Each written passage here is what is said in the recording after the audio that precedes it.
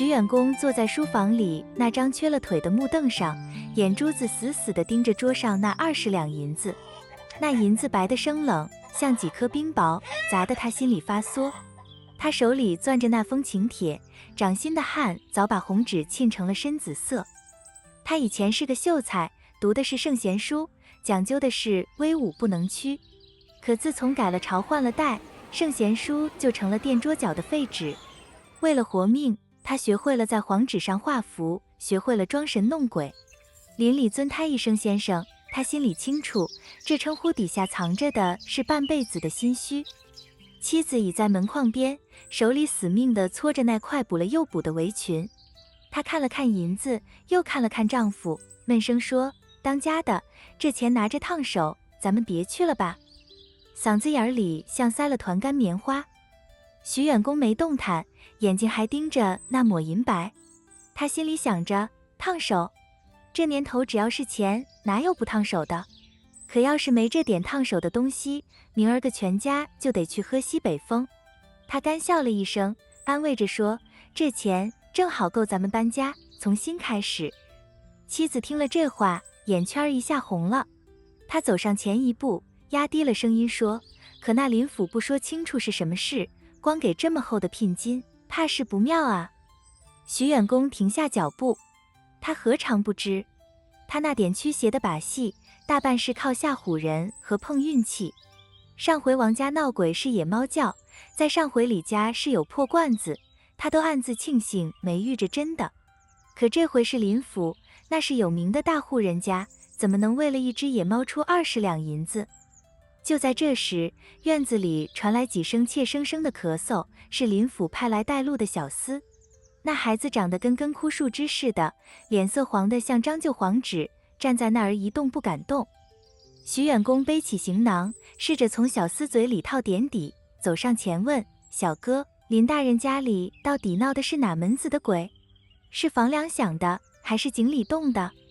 那小厮没敢抬头，眼神像受惊的兔子在地上乱转，嘟囔着说：“不知道，老爷吩咐务必请徐先生走一趟。”这话说得含含糊糊的，听得徐远公心里愈发没底。徐远公转过身，从枕头底下摸出那个铜钩子，如意钩。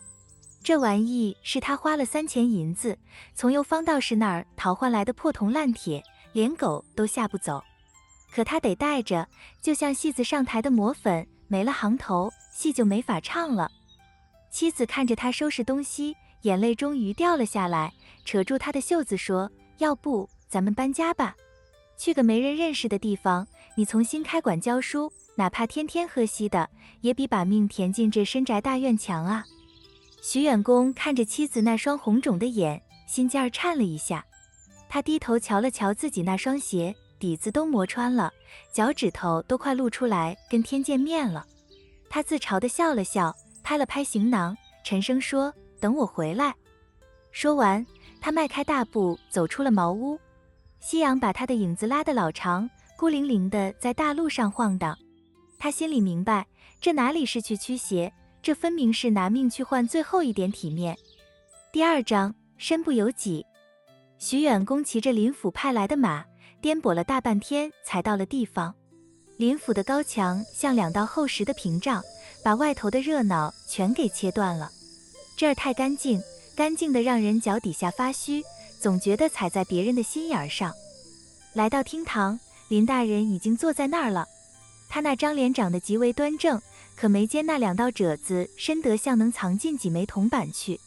见徐远公进来，林大人起身抱了个拳，客客气气地让座说：“徐先生，久仰大名，一路辛苦，先喝口茶润润嗓子吧。”那声音平的像一潭死水，听不出半点求人的急切。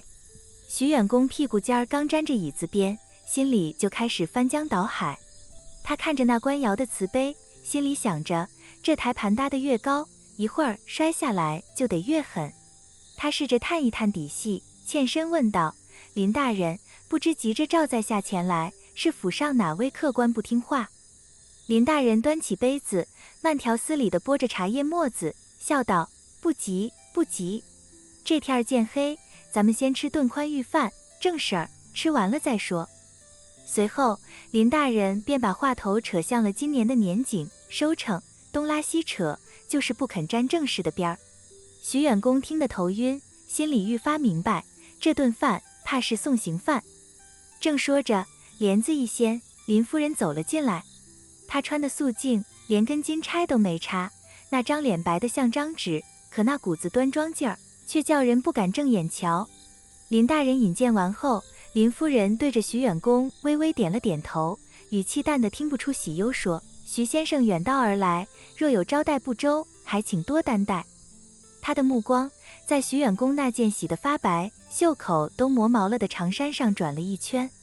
徐远公觉得自己像是被扒光了，扔在冰窖里，什么底细都被看穿了。吃完了饭，天色彻底沉了下去。林大人站起身，拍了拍袖口的灰，闷声说：“徐先生，我带你去后园子走走，那边有个阁楼，最是清静，今晚就劳烦您在那儿歇宿了。”穿过长廊到了后园，徐远公心里登时凉了大半截。这哪是园子？竹林长得乱七八糟，像一堆杂乱的头发，石板路上全是黏糊糊的青苔，花圃里的花草全干枯了，在月光下跟鬼影似的。徐远公看着这荒凉劲儿，心里毛毛的，试探着问林大人：“这园子怎么？”林大人停下脚步，看着那黑漆漆的阁楼，叹了口气说：“这是故人生前最爱的地方，他走了之后，我就没心思打理了。”说这话时，林大人的眼神里闪过一丝让人捉摸不透的阴影。进了阁楼，一股子陈旧的霉味儿直往鼻子里钻。仆人点上几盏豆大的灯，照得屋子晃晃悠悠的。徐远公刚想把包裹放下，再跟林大人套几句实话，却见林大人已经转过身去了。林大人走到门口，没回头，沉声说：“徐先生，我就在客房候着，有什么事明儿个在意。”说完，他步子飞快地走了出去。徐远公赶忙追到门口，想叫住他，却听见外头传来一声清脆的动静，咔嚓一声，那是门栓被人在外面死死扣上的声音。徐远公用力推了推门，门纹丝不动。他心里猛地往下一沉，拍着门板喊道：“开门！这是要干什么？快开门！”外头除了沙沙的风吹竹林声，再没半点动静。徐远公颓然坐在椅子上，额头上的冷汗像小虫子似的往下爬。他转过头，看见墙上挂着一幅画，画里的中年汉子相貌刚毅，一双眼睛死死盯着他。徐远公心里哀叹：完了，这哪是请我来驱邪，这分明是把我当成盘里的菜，要喂给这屋里的怪物啊！他摸了摸那个3钱银子的如意钩，心里想着：徐远公啊，徐远公，你装了一辈子鬼，这会儿怕是真要见着亲祖宗了。这阁楼里到底关着什么东西？林大人把徐远公锁在屋里，是真的想把他当祭品吗？而徐远公这个冒牌先生，能不能撑过这惊心动魄的子时？欲知后事如何，请听下回分解。